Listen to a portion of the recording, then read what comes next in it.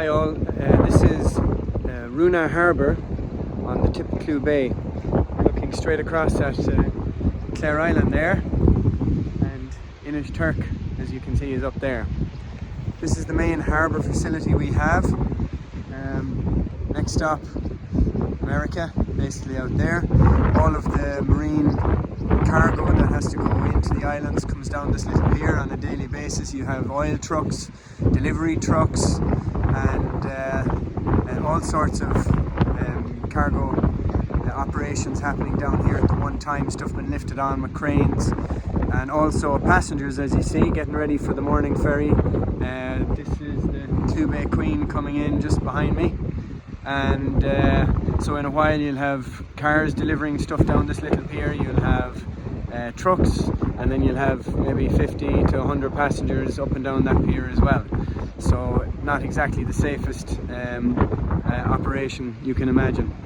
As you can see, this is a lovely day today, nice and calm, and the ferry is just going to swing in here, turn and pull up alongside that, load its passengers and head back off again, no issues. The main problem we have here is that we're completely exposed to the wild Atlantic, and our main issue is wind and swell. Swell, what is a swell?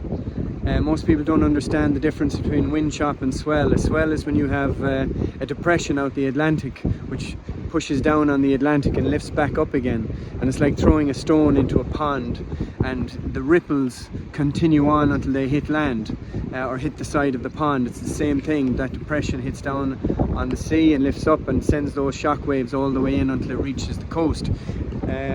You could be in here in a day in the winter time. You could pull in alongside, you could be taking passengers on and off, and out of absolutely nowhere you could have a roaring swell break over the head of that pier, and the boat could be literally down below the deck of that pier 1 second, and next minute it's up above the deck of the pier. You could be talking 4 or 5 meter swells and they can sometimes just appear out of nowhere. I have been in there in days that would make a grown man cry, and that's a fact.